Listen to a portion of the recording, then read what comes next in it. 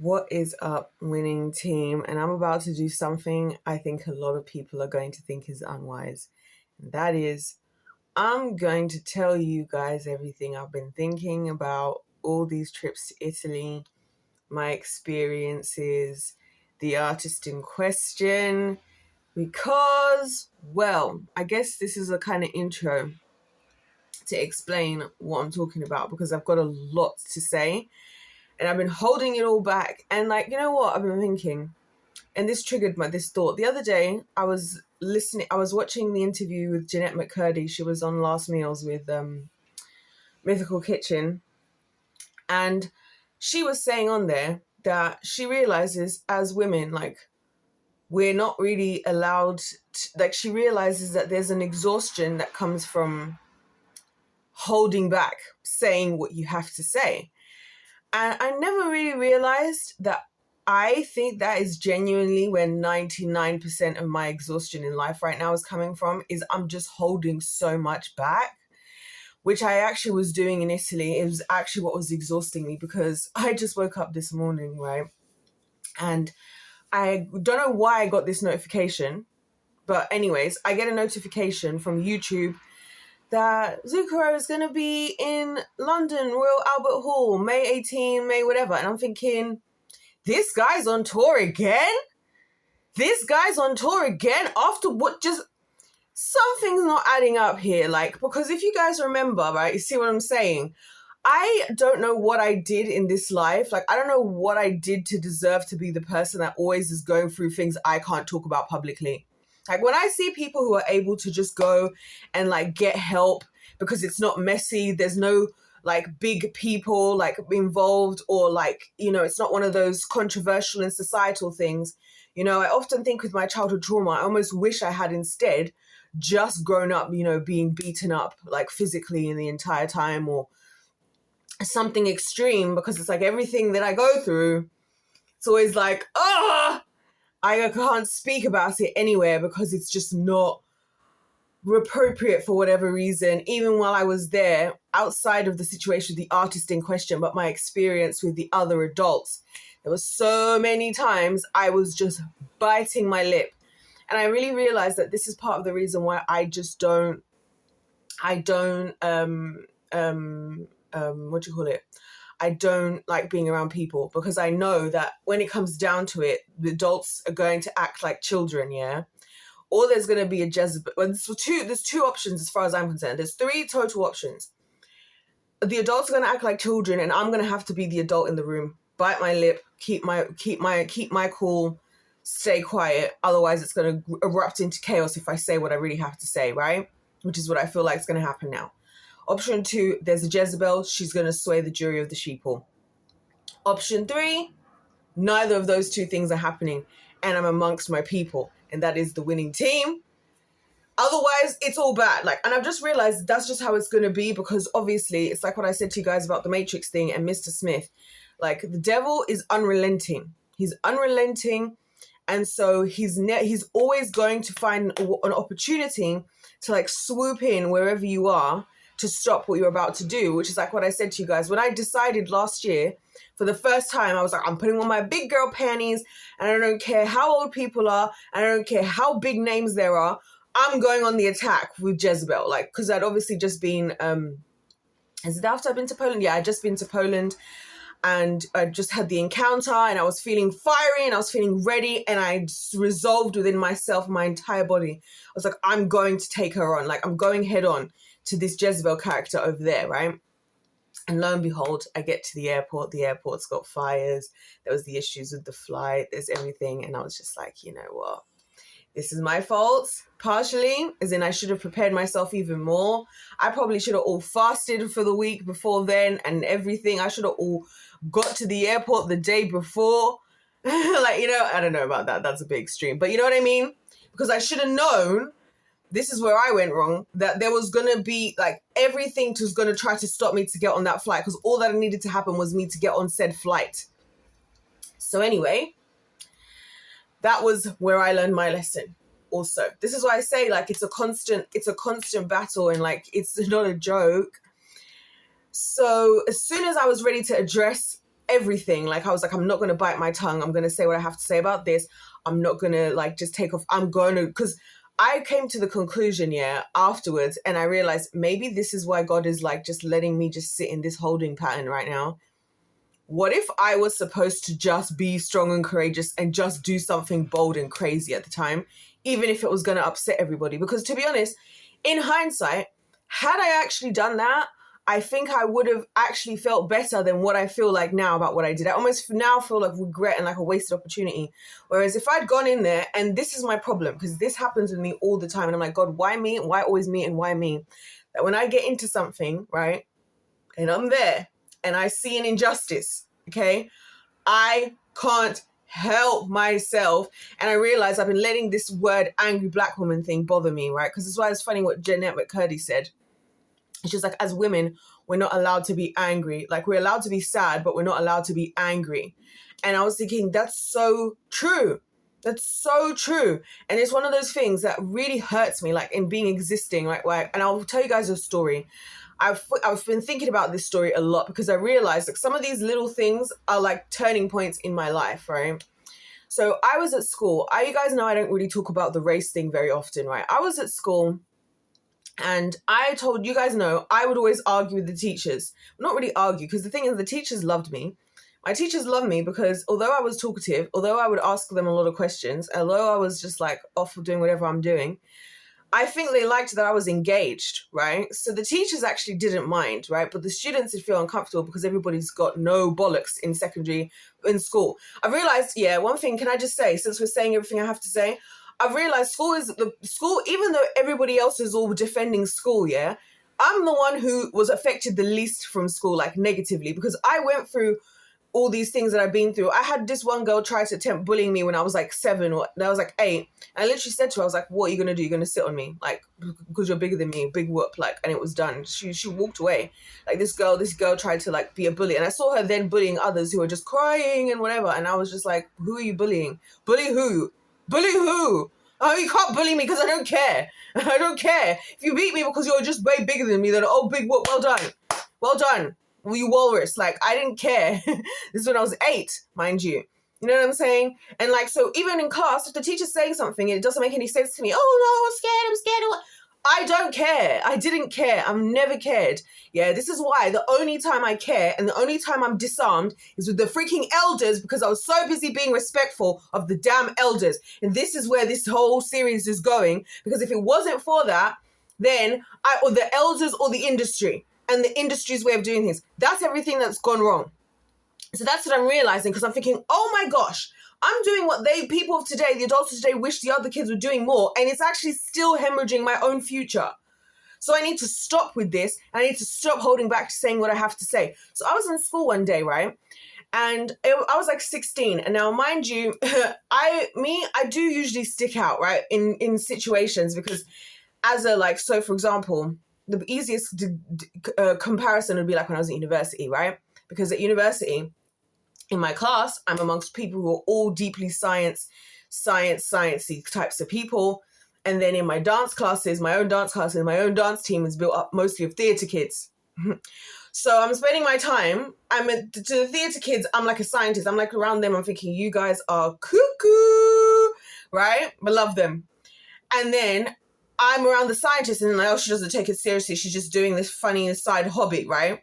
And that's been the story of my life. Everywhere I go, I stick out like a sore thumb for one reason or another. You know what I mean? Like, I'm here in this country and it's like, even though I've got this accent, even though whatever, I'm still a black woman, but then also they also still treat me like I'm an American. It's just like, what is it really? That's why I just don't even know what I'm supposed to be at this point here, because I'm like, mate, you know what I mean? And wherever I go, I'm just the odd one out, right? For just reasons. So I was in my class, right? And I remember we used to sit in a U shape. This is in biology. And you guys know I hate biology. I hate biology. I actually cried in this class about this exact topic that we're talking about now, which is what's kind of ironic about all of this. So I was in class, right? And we used to have to do these microscope drawings, right? And so we'd have to like look in the microscope, and whatever we would see, we'd be doing these crazy whatevers, right? Because this is when you do like A levels. So it's like above the GCSE levels, like you're like really going for it now kind of thing.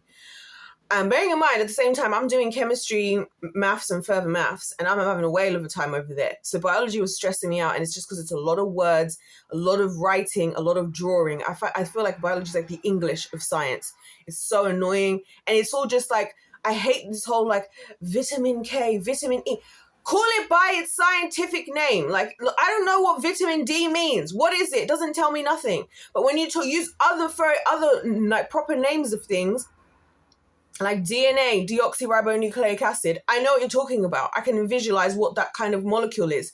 What the frick is vitamin D? Like, this is all biology. This is what's stressing me out about biology. So me and biology, we already don't get along as it stands, right? Because I'm just like, why do we need to rename it something else? It doesn't. What's the point? What's the freaking point? And why A, B, C, D, Y? Why? Just call them what they actually are. And actually, that will keep the public more educated, but whatever. So we're doing these microscope drawings, and I don't understand why we're doing them, okay?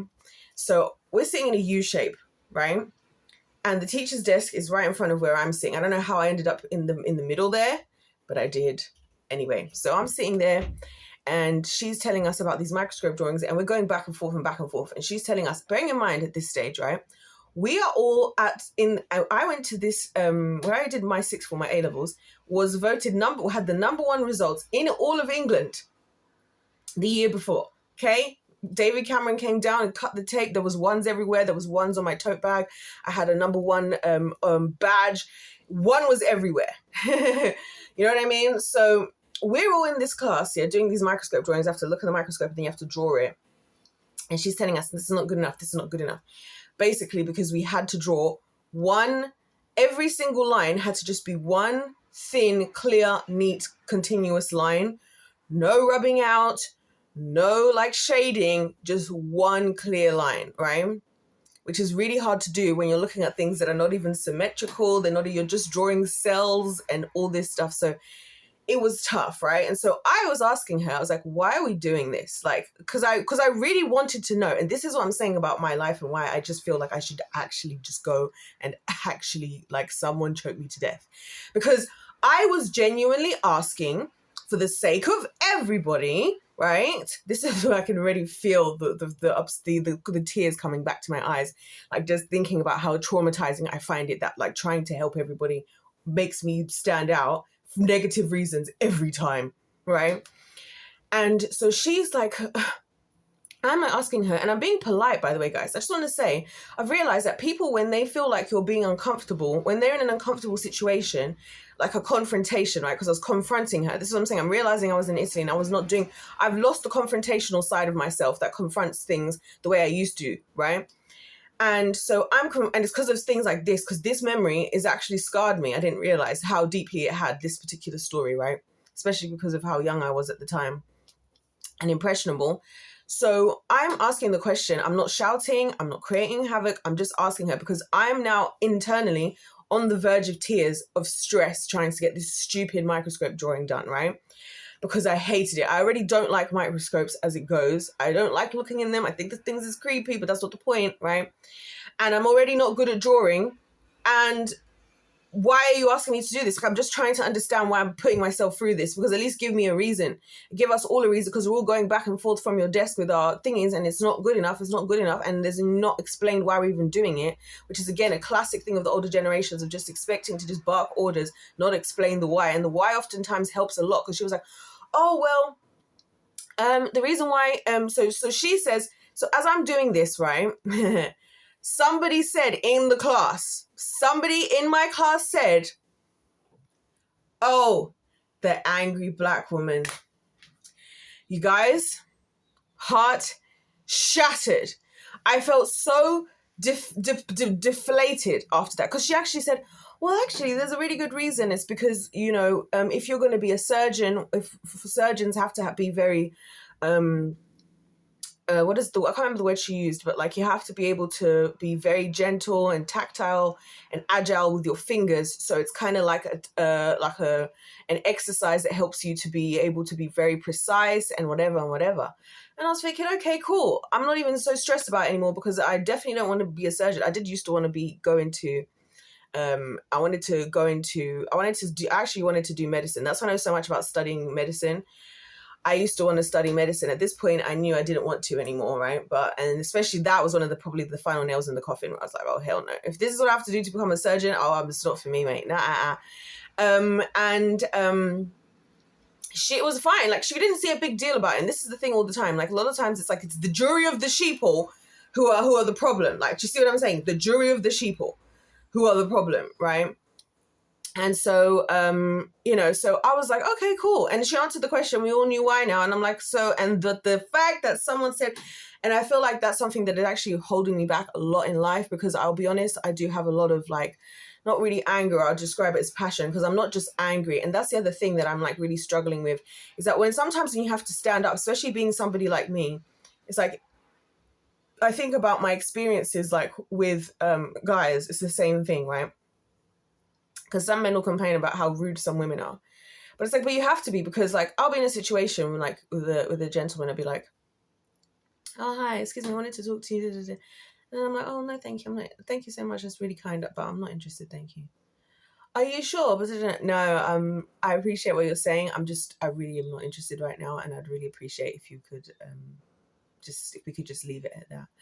Oh, because such and such. And so do you see how like in this scenario, in my head, I have those moments like in shows where you see a scene and it looks insane, and then you realize it was just what the person was thinking about doing, not what they actually did, and then they do what they're actually going to do. Where in my mind, I want to just be like, go away.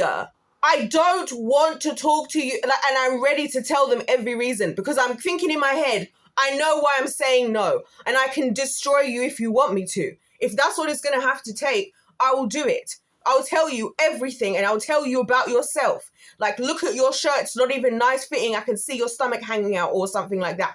Do you know what I mean? Look at you. I don't even think you've got the vitality to keep up with me. Do you think you can even keep up with me with that? Also, by the way, you don't even smell nice. Matter of fact, you need to go and get a haircut. Let's talk about the fact, like, I will go crazy. Do you know what I'm saying? I'll go crazy if we really want to go there. This is what I'm saying. It's all this that I'm just holding in constantly, right? Because I feel like a bomb that's going to go off constantly, like an atomic bomb.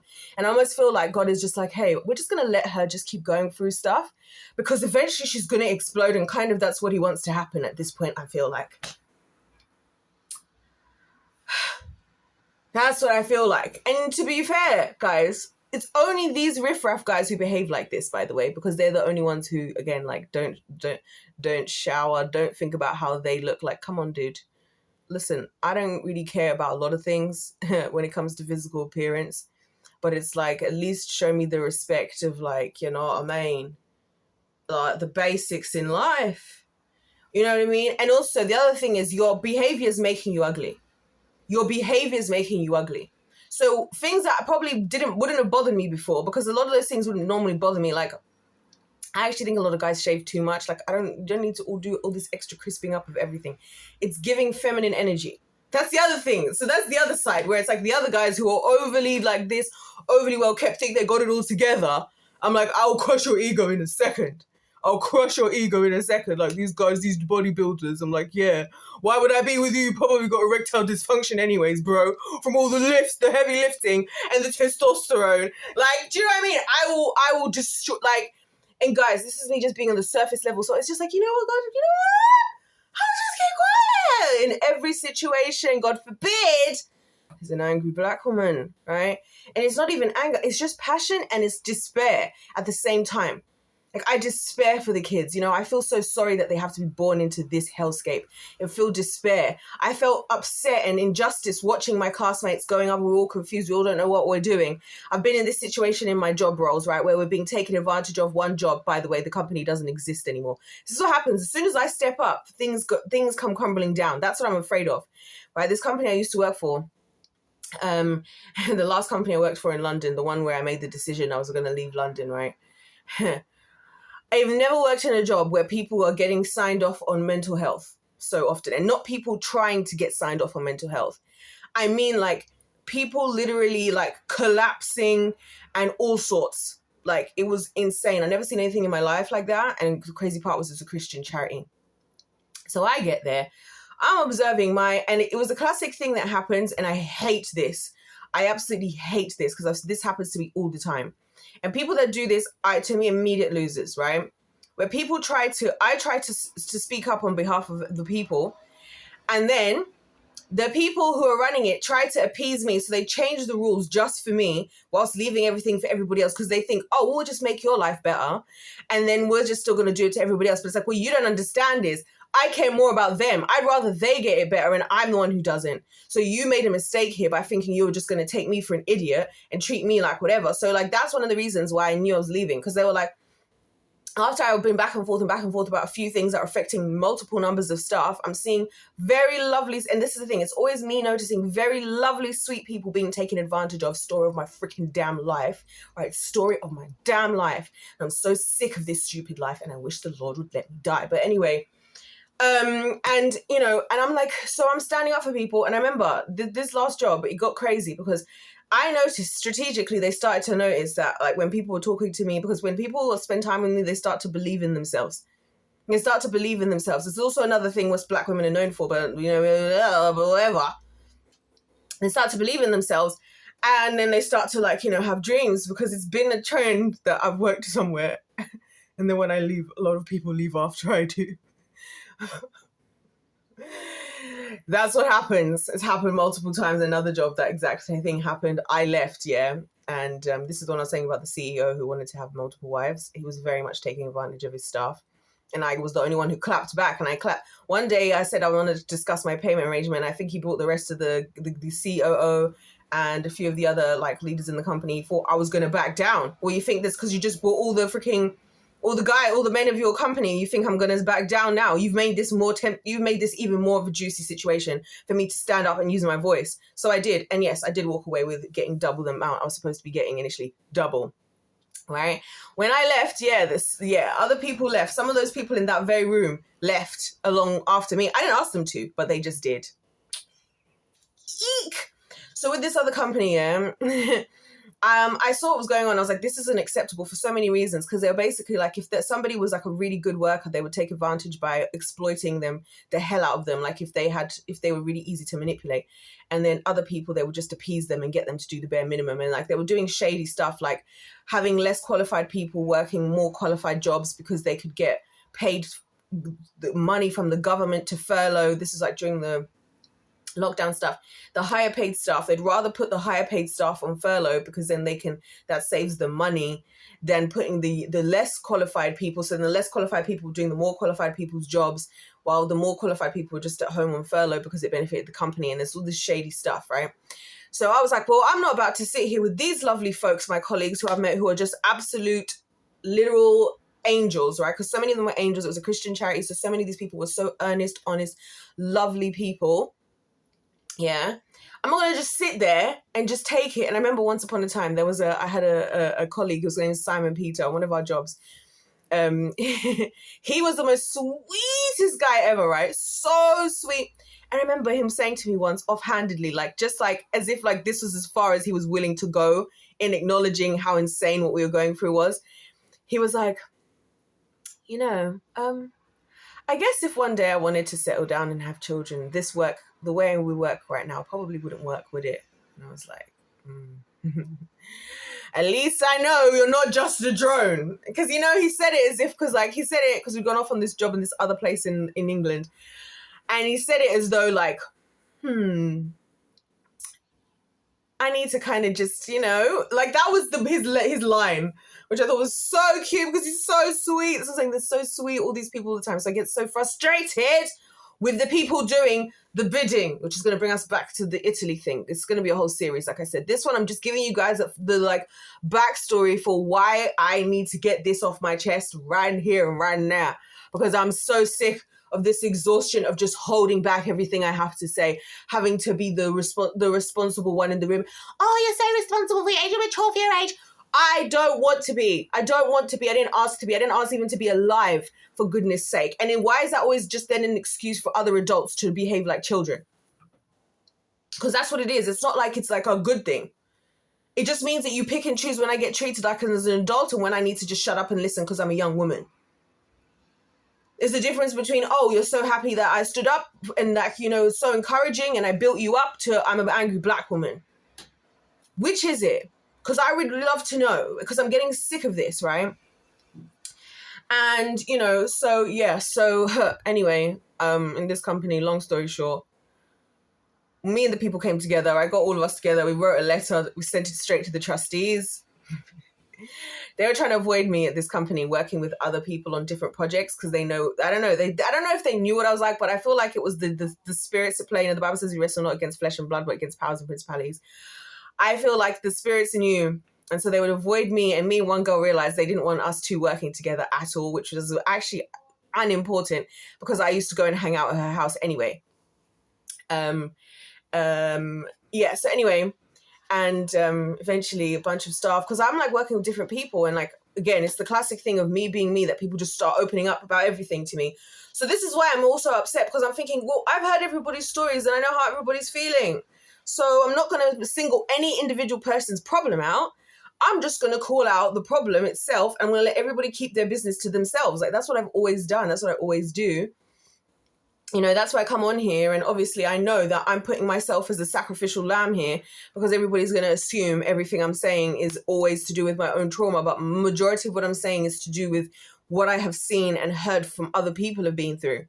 You know what I'm saying? And that's where my upset is coming from, because I've resolved my own life. Like, life is life. You're going to be disappointed. You're going to be heartbroken. People are going to hurt you. People are going to do things. That I can resolve. It's fine. We're humans. What I cannot resolve is when I can see people like people in control, intentionally wreaking havoc, hurting good, well-meaning people. I can't stand bullies. That's when you're going to get me. That's when I'm going to actually now be upset and going to have something to say, because I can't just sit around for that. I cannot. I'm physically incapable. So yeah, we went to the trustees. We ended up having a meeting. Obviously, only one person other than me actually showed up to the meeting with the trustees. But I said what I had to say anyways, and we'd sent our letter anyways. The CEO and COO were blindsided, which is the point, as you could see.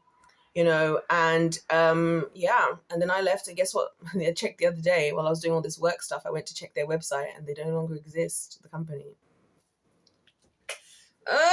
This is what I mean. Like, anytime I get involved, like, even the other company, they don't exist anymore. Like, it's like, God, how many times is going to happen that you send me in, I go in with my big mouth, everything goes crazy. But the positives are the jury of the sheeple themselves, they all end up better off. Like, people go off and they like face their dreams. They go off, they're like falling in love and like all sorts. So from that standpoint, for the sake of the jury of the sheeple, it's great. But if you look at the situation, it's chaos. It's like, whoa, why did this all just break apart? Like, why we had this functioning thing happening, and then this person shows up, as in me, and then it's like we broke everything just goes. And so this is what I'm like, this is now going to take us nicely into this discussion about Italy. Now you guys have the foundational understanding of where I'm coming from. So we can talk about this with you guys having these concepts in mind, because now I feel like the Italy wasn't just like another example of an opportunity.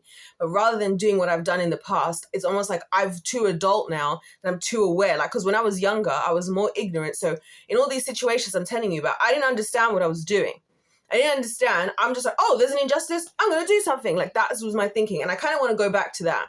But now, that's what I'm saying, I hate getting older, because you now overthink and you now think for yourself, and now you're like limited. You don't have like, it's like the difference between having like an adult faith and childlike faith. Childlike faith, you just trust God blindly, and you should, because as you would trust a parent, right? Well, and I've said it before, God doesn't want us to just trust completely blindly, otherwise he's not giving us a brain.